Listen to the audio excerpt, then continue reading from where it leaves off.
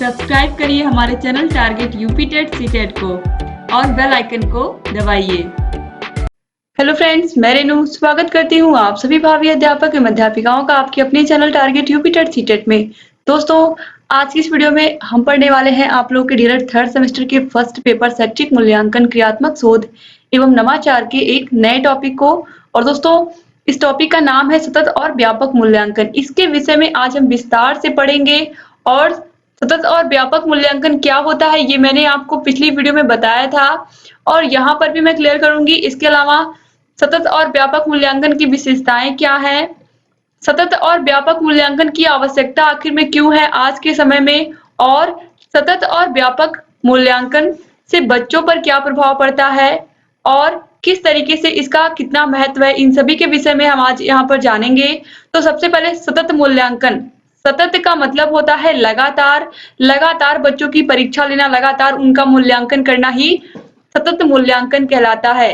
दोस्तों, सतत मूल्यांकन के अंतर्गत मासिक परीक्षा, इसके अलावा जो यूनिट टेस्ट होते हैं इनको भी आप रख सकते हैं। इसके अलावा जो हर मंथ में आप बच्चों के टेस्ट लिए जाते हैं उनको भी आप रख सकते हैं। इसका मतलब होता है लगातार मूल्यांकन। इस प्रकार के मूल्यांकन से तात्पर्य नियमित एवं निरंतर होने वाले मूल्यांकन से है। इसमें छात्र के अध्ययन एवं उपलब्धियों का प्रतिमाह लेखा जोखा रखा जाता है, यानी कि बच्चा जितना पढ़ रहा है और कितना सीख रहा है ये भी बहुत जरूरी है। तो इसलिए जितना बच्चा सीखता जाता है उतना उसका टेस्ट भी होता जाता है। तो इससे पता चलता है कि बच्चा कितना प्रगति कर रहा है या वो कितना सीख रहा है, तथा संपूर्ण पाठ्यक्रम को इकाइयों में बांट दिया जाता है।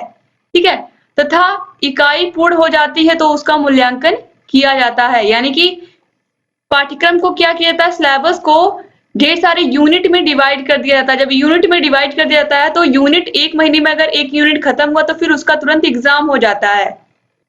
तो इस तरीके से बच्चे लगातार पढ़ाई भी करते रहते हैं क्योंकि उन्हें पता है कि उन्हें हर मंथ में एग्जाम देना है और उनका प्रदर्शन भी अच्छा होता है और वो हर एक यूनिट को अच्छे से पढ़ते हैं। तो ये जो सतत मूल्यांकन है ये बहुत ही बेहतरीन तरीका है बच्चों के मूल्यांकन का और इससे बच्चों का जो ज्ञान है वो तो बढ़ता ही है, साथ ही साथ बच्चे अपने ज्ञान का आकलन भी कर लेते हैं। शिक्षक भी ये ज्ञात कर लेते हैं कि कौन सा बच्चा लगातार प्रदर्शन कर रहा है, कौन सा बच्चा ऐसा जो केवल एक या दो यूनिट में अच्छा कर रहा है। इसके अलावा माता पिता भी देखते हैं कि हाँ उनका बच्चा कितना अच्छा कर रहा है क्लास में और कितना किस विषय में वो कितना अच्छा हो रहा है। तो इस तरीके से जो सतत मूल्यांकन है ये मूल्यांकन का बहुत ही अच्छा तरीका है। इसके अलावा व्यापक मूल्यांकन, व्यापक मूल्यांकन के विषय में भी मैंने आपको बताया था पिछली वीडियो में। व्यापक मूल्यांकन में छात्रों के ज्ञानात्मक, भावनात्मक और क्रियात्मक तीनों पक्षों का मूल्यांकन किया जाता है। इसमें छात्र के आकलन के लिए विविध उपकरण एवं तकनीकी का प्रयोग किया जाता है।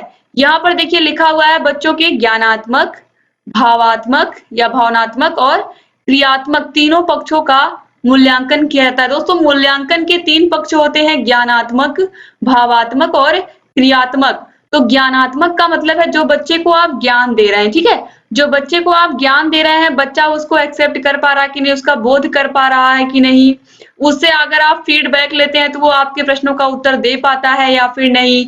तो मतलब जो पाठ्य वस्तु आप क्लास में पढ़ा रहे हैं बच्चा उसको कितना सीख पा रहा है।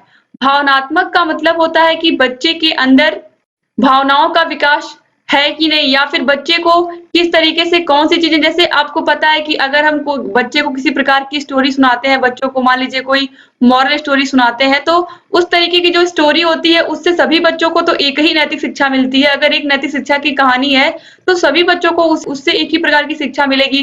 तो ये जो भावनात्मक पक्ष होता है इसमें बच्चों की भावनाओं के विषय में बच्चे किस विषय में अधिक रुचि लेते हैं या फिर उनके अंदर किस तरीके से वो किस विषय में अच्छा कर सकते हैं। तो ये जो भावनात्मक पक्ष होता है मूल्यांकन का, इससे बच्चों की रुचियों का अरुचियों का पता लगाया जाता है। बच्चे किस विषय में अच्छा कर रहे हैं, किस में खराब कर रहे हैं, अगर किसी में खराब कर रहे हैं तो कैसे उन्हें हम इसमें अच्छा कर सकते हैं, यानी कि बच्चों की रुचियों का खास ख्याल रखा जाता है भावनात्मक पक्ष में। इसीलिए जो व्यापक मूल्यांकन है इसे व्यापक क्यों कहा गया, ज्ञान के प्रत्येक क्षेत्र का आकलन किया जाता है व्यापक मूल्यांकन में। मैंने आपको बताया था कल एग्जाम्पल के माध्यम से कि अगर हिंदी भाषा है, बच्चे को हिंदी भाषा का ज्ञान दिया गया है और आपने जब उसका टेस्ट लिया तो आपने क्या किया, जबकि आपको पता है हिंदी भाषा जो है, हिंदी भाषा के कौशलों में ये 4 कौशल होते हैं, लेकिन हम क्या करते हैं, बच्चों का जब टेस्ट लेते हैं तो क्या करते हैं, सारे का सारा नंबर किस पर दे देते हैं, केवल और केवल लिखने पर। अगर ये 100 नंबर का प्रश्न पत्र है हिंदी का, हिंदी भाषा का, तो हमने 100 के 100 नंबर किस पे दे दिए बच्चे को, केवल और केवल लिखने पर। ठीक है, तो यहाँ पर हमें क्या करना है, जो व्यापक मूल्यांकन है, व्यापक मूल्यांकन क्या कहता है कि हमें अगर 100 नंबर का पेपर है तो बच्चे का हमें उसके सुनने की भी जांच करनी है, उसके बोलने की भी, उसके पढ़ने की भी और उसके लिखने की भी। तो सब पर 25-25 नंबर इस तरीके से बांट देना है। ये मैंने कल बहुत ही अच्छे से आपको समझाया था कि बच्चे का संपूर्ण मूल्यांकन, जो व्यापक मूल्यांकन होता है, वो भाषा के सभी कौशलों और ज्ञान के सभी क्षेत्रों में होता है। यानी कि जो व्यापक मूल्यांकन होता है, इसमें बच्चे का ज्ञान कितना है इसके विषय में चेक करते हैं, बच्चे की रुचियों के विषय में चेक करते हैं, किस विषय में वो अच्छा कर सकता है, जिसमें वो खराब है उसको हमें सुधारना है। क्रियात्मक का मतलब है, क्रियात्मक पक्ष का मतलब है कि बच्चा और सभी चीजों में रुचियां लेता, मतलब पढ़ाई में तो रुचि ले रहा है, और इसके अलावा क्या बच्चा किसी और कौशल में भी रुचि ले रहा है, क्योंकि बहुत सारी चीजें स्कूलों में क्रियात्मक चीजें कराई जाती हैं बच्चों को, तो क्या उनमें भी वो अगर रुचि नहीं ले रहा तो किस तरीके से उसके अंदर उन सभी चीजों को पैदा करें, रुचियों को पैदा करें, ताकि बच्चा जो उसका संपूर्ण विकास है, जब उसका ज्ञानात्मक पक्ष, भावनात्मक पक्ष और क्रियात्मक पक्ष तीनों पर ध्यान देंगे टीचर, तभी बच्चे का सर्वांगीण विकास होगा। तो इस तरीके से आपको समझ में आ गया होगा कि जो व्यापक मूल्यांकन है, इसमें मूल्यांकन के सभी पक्षों पर ध्यान दिया जाता है। तो आप लोग दोस्तों, मैं आप लोगों को बता दूं कि ज्ञानात्मक पक्ष, भावनात्मक पक्ष और क्रियात्मक पक्ष, इन तीनों पर अलग अलग वीडियो बनेगा, क्योंकि ये आपस में बहुत ही बड़े बड़े हैं चैप्टर्स, तो आपको आसानी से वहां पर समझ में आएगा।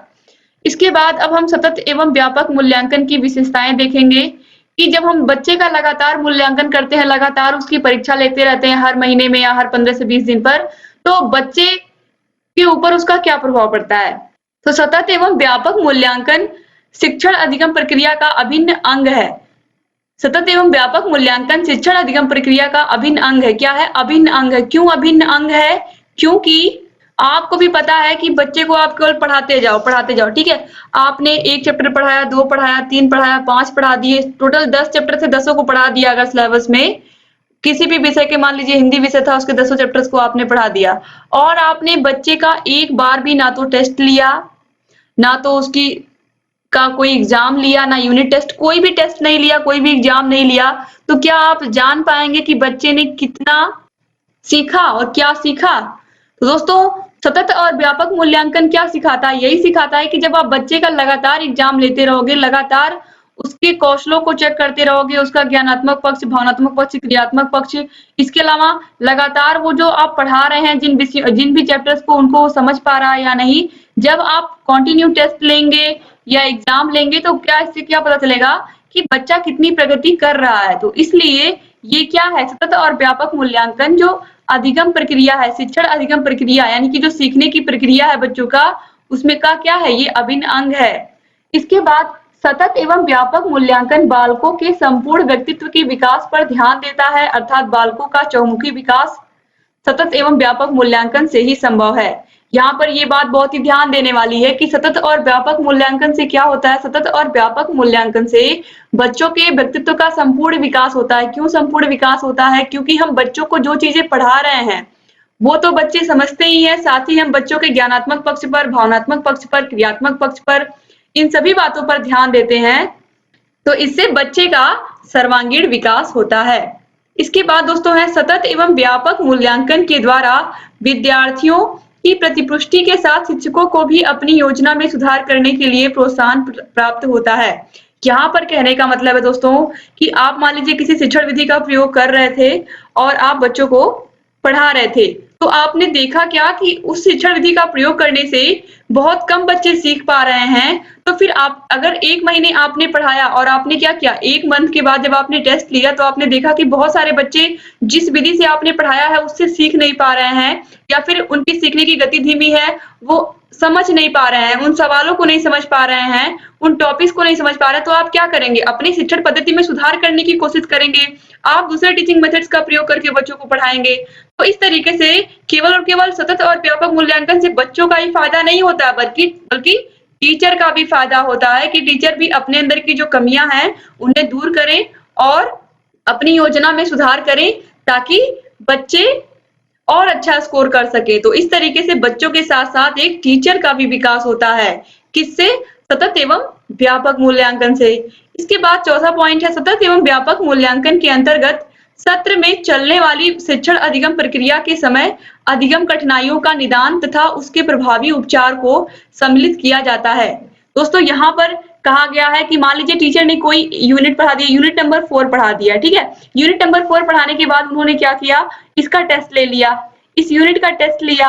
अब उन्होंने देखा क्या कि बहुत सारे बच्चे क्या हुआ कि वो क्वेश्चन का आंसर नहीं लिख पाए, या फिर बहुत सारे बच्चे, दोस्तों ये जो सतत एवं व्यापक मूल्यांकन की प्रक्रिया होती है, इसमें जब टीचर मान लीजिए यूनिट नंबर 4 पढ़ा रहे हैं, ठीक है, यूनिट नंबर 4 जब वो पढ़ा रहे हैं तो इसमें क्या होता है, जब उन्होंने टेस्ट लिया तो देखा कि कुछ बच्चे अच्छा प्रदर्शन नहीं कर पाए, क्लास के कुछ बच्चे 2 से 4 बच्चे अच्छा प्रदर्शन नहीं कर पाए। तो आखिर में क्या रीजन था? तो इसमें क्या होता है, जब टीचर केवल 4 बच्चे ऐसे मिले उनको जिनको ये टॉपिक नहीं समझ में आया था, तो वो क्या करेंगे, वो करेंगे इस टॉपिक को वो फिर से पढ़ा देंगे उन 4 बच्चों को एक्स्ट्रा क्लास लेके या किसी भी प्रकार से। तो इस तरीके से अगर टीचर ने यूनिट नंबर 4 को पढ़ाने के बाद उसका टेस्ट नहीं लिया था, तो क्या वो जान पाते कि इन बच्चों को इस टॉपिक में दिक्कत थी? तो आप समझ सकते हैं कि जो सतत और व्यापक मूल्यांकन है उसका कितना यूज है हमारे दैनिक जीवन में, हमारे बच्चों की पढ़ाई में कितना यूज है। जो क्लासेस में बच्चे, खासकर कक्षा 1 से 5 तक में जो बच्चे पढ़ते हैं, क्योंकि आपको पता है डीएलएड आप कर रहे हैं इन्हीं बच्चों को पढ़ाने के लिए, तो इसमें बहुत अधिक उपयोग है सतत एवं व्यापक मूल्यांकन का। तो इस तरीके से दोस्तों आपने देख लिया कि इन बच्चों को समझ में नहीं आया तो इनको आप फिर से पढ़ा दोगे। तो इस तरीके से उनकी कठिनाइयों का आपने पता लगाया, यानी कि निदान किया, फिर उसके बाद जब पता चल गया तो आपने क्या किया, उसका उपचार कर दिया, उन सवालों को उन्हें समझा दिया। तो इस तरीके से जो कठिनाइयां आती हैं अधिगम में बच्चे के सीखने के समय, उसको भी क्या करते हैं टीचर, दूर कर देते हैं। किसके माध्यम से? सतत एवं व्यापक मूल्यांकन के माध्यम से। तो आपको समझ में आ गया होगा कि सतत और व्यापक मूल्यांकन कितना जरूरी है बच्चों के लिए। इसीलिए ये सभी क्या थी, इसकी विशेषताएं थी। अब आवश्यकता क्यों है बच्चों को सतत और व्यापक मूल्यांकन की, आखिर में आवश्यकता क्यों पड़ी? तो चलिए हम देखते हैं क्यों आवश्यकता पड़ी। छात्रों की कठिनाइयों का निदान करने के लिए सतत एवं व्यापक मूल्यांकन की आवश्यकता होती है। दोस्तों अभी मैंने आपको बताया है कि सतत और व्यापक मूल्यांकन से बच्चे अपनी कठिनाइयों को जान जाते हैं, किस विषय में वो कमजोर हैं, और इसके अलावा जो टीचर हैं वो क्या करते हैं, वो भी पता लगा लेते हैं कि बच्चे किस विषय में कठिनाई का अनुभव कर रहे हैं, कैसे उनकी कठिनाइयों का पता लगाना है, फिर उनको हमें दूर करना है। आपको मैंने बताया है कि निदानात्मक शिक्षण, निदान का मतलब क्या होता है, किसी भी विषय में जो बच्चे की कमजोरी है या कठिनाई है उसका पता, जब आपने पता लगा लिया कि बच्चा किस विषय में कमजोर है तो वो निदान हो गया, ठीक है। और जब आपने उस विषय को पढ़ा करके उसकी कमजोरी को दूर कर दिया तो वो निदान हो गया। अब इसके बाद दोस्तों देखिए, छात्रों को तनाव मुक्त रखने के लिए सतत और व्यापक मूल्यांकन महत्वपूर्ण है। ये बहुत ही अच्छी लाइन यहाँ पर लिखी गई है कि छात्रों को तनाव मुक्त रखने के लिए सतत और व्यापक मूल्यांकन महत्वपूर्ण है।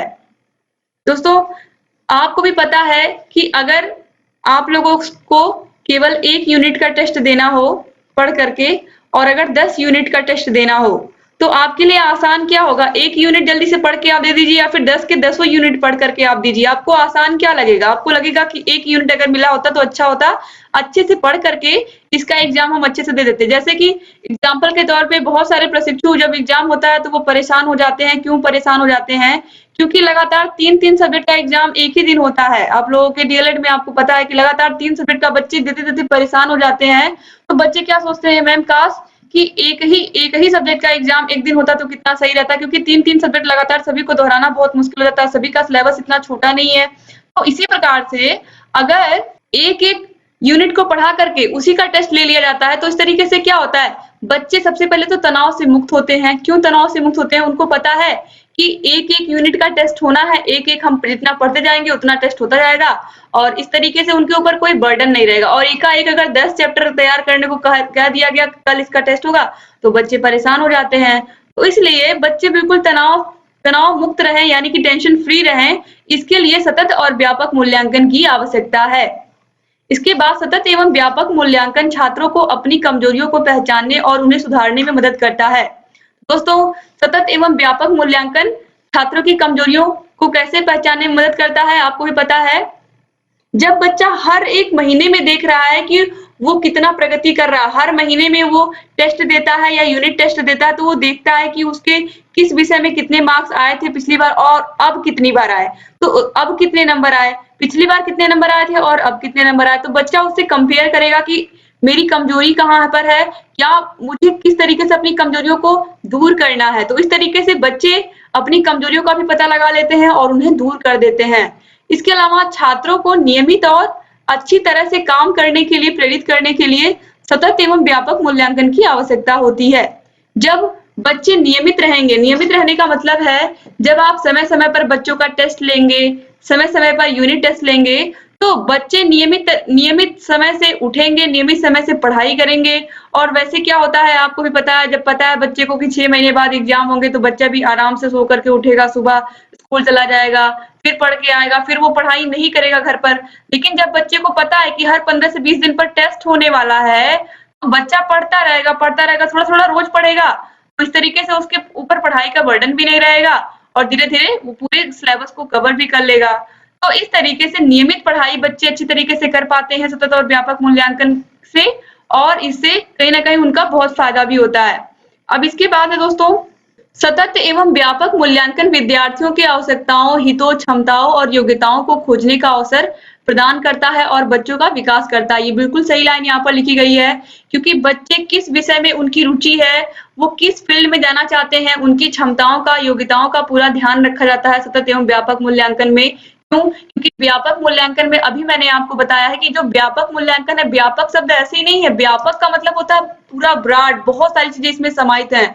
तो इस तरीके से जो व्यापक मूल्यांकन होता है, इसके अंतर्गत बच्चे का ज्ञानात्मक पक्ष, बच्चे का भावनात्मक पक्ष, बच्चे का क्रियात्मक पक्ष, इन सभी के विषय में पता लगाया जाता है कि बच्चा किस विषय में रुचि लेता है, उसके अंदर कितना ज्ञान भरा हुआ है और वह भविष्य में क्या करने का इच्छुक है। तो इसलिए सतत और व्यापक मूल्यांकन से बच्चों की आवश्यकताओं, हितों, क्षमताओं और योग्यताओं का भी पता चल जाता है और टीचर उसी के अकॉर्डिंग उस बच्चे पर मेहनत करते हैं। तो इस तरीके से ये सभी आपकी क्या थी, आवश्यकताएं थी सतत और व्यापक मूल्यांकन की। उम्मीद करती हूँ कि आपको ये बातें समझ में आ रही होंगी। इसके बाद दोस्तों देखिए, सतत एवं व्यापक मूल्यांकन के उद्देश्य क्या है, आखिर में इसका उद्देश्य क्या है। और मुझे पूरा उम्मीद है कि आप लोगों को सतत और व्यापक शब्द जो है ये समझ में आ गया होगा। और समझ में अगर आ गया है तो आप लोग कमेंट जरूर मुझे करके बताइएगा, क्योंकि कल भी मैंने आपको समझाया था और मैं आज भी आप लोगों को समझा रही हूँ। तो दोस्तों यहाँ पर आप देखिए, सतत और व्यापक मूल्यांकन के उद्देश्य में सबसे पहले आप देखिए छात्रों की नियमित तथा बहुआयामी जांच करना। यानी कि जब हम सतत मूल्यांकन करते हैं तो इससे क्या करते हैं, हम रेगुलर बच्चों बच्चों का क्या करते हैं, टेस्ट लेते हैं। तो इससे क्या होता है, बच्चों की प्रगति का पता चलता है कि कौन सा बच्चा क्लास में अच्छा कर रहा है, कौन सा बच्चा अच्छा नहीं कर रहा, तो कैसे उसे अच्छा करना है, इन सभी बातों का पता चलता है। इसके अलावा छात्रों में उत्तम आदतों एवं सकारात्मक दृष्टिकोण को बढ़ावा देना। यानी कि छात्रों में उत्तम आदतों एवं सकारात्मक दृष्टिकोण को बढ़ावा देना, इसका मतलब है कि बच्चों की आदतों का, जब आप बच्चे को रेगुलर पढ़ा रहे हो, उसका रेगुलर टेस्ट ले रहे हो, तो आपको समझ में आ जाता है कि किस बच्चे के अंदर कौन सी आदत है, किस बच्चे के अंदर कौन सी रुचियां हैं। तो इस तरीके से उन रुचियों के प्रति बच्चों में सकारात्मक दृष्टिकोण को बढ़ावा देना। अगर कोई बच्चा साइंस में अच्छा है तो उसे उस विषय में और अच्छा बनाना। अगर कोई बच्चा मैथ्स में अच्छा कर रहा है तो उसे उसके लिए और प्रोत्साहित करना। ये एक शिक्षक का ही कार्य है, आप लोगों को पता है। इसके अलावा छात्रों की प्रगति के विषय में उनके माता पिता के साथ सूचना का आदान प्रदान करना एवं दूसरे का सहयोग करना, एक दूसरे का सहयोग करना। यहाँ पर बताया गया है कि जो बच्चा प्रगति कर रहा है, जैसे भी उसके मार्क्स आ रहे हैं, आपको उसके माता पिता को समय समय पर सूचित करना है और उनसे सूचना का आदान प्रदान करने का मतलब है कि बच्चा घर पर पढ़ाई कर रहा है या नहीं कर रहा है, ये आप बच्चे के माता पिता से जानिए, वो क्या क्या चीजें घर पर करता है। इसके अलावा बच्चा अपनी पढ़ाई को कितना सीरियसली ले रहा है, सही से वो अपने सारे कामों को अच्छे से करता है या नहीं, घर पर सभी बड़ों का आदर करता है या नहीं, इन सभी बातों का इंफॉर्मेशन आपको लेना चाहिए एक बच्चे के माता पिता से, कि बच्चा केवल और केवल पढ़ाई में ही नहीं, वो लोग संस्कारों में भी अच्छा है कि नहीं। इन सभी बातों का पता उसके माता पिता ही आपको सही तरीके से बता सकते हैं। और अगर बच्चा पढ़ाई में नहीं अच्छा है तो कैसे उसे अच्छा बनाना है, ये शिक्षक की जिम्मेदारी है। और एक शिक्षक की जिम्मेदारी ये भी है कि वो उस बच्चे के माता पिता को भी कन्विंस करे कि वो भी बच्चे के ऊपर ध्यान दें और उसके ऊपर वो घर पर भी मेहनत करें। क्योंकि आपको भी पता है कि 24 घंटे में केवल 6 घंटे बच्चा टीचर के पास होता है। आप लोगों को ये चीज पता है, बाकी के 18 घंटे तो वो अपने माता पिता के पास ही होता है। तो माता पिता की भी जिम्मेदारी उतनी इतनी शिक्षक की है। तो इसलिए माता पिता और शिक्षक को मिलकर के बच्चे के सर्वांगीण विकास पर ध्यान देना होता है। इसके अलावा विषय एवं पाठ्यक्रम पर आधारित सामूहिक कार्य करना।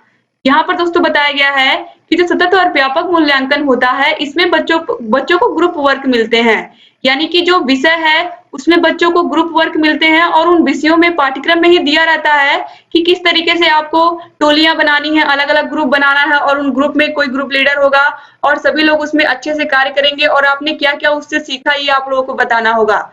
तो इस तरीके से जो सतत और व्यापक मूल्यांकन होता है, इसकी आवश्यकता क्या है, इसके उद्देश्य, इसकी विशेषताएं, सब कुछ आपने देख लिया। उम्मीद करती हूँ कि आपको अच्छे से समझ में आया होगा और सतत और व्यापक मूल्यांकन में भाई बहुत सारी चीजें बची हुई हैं और मैं आपको सभी चीजों को पढ़ाऊंगी अच्छे से।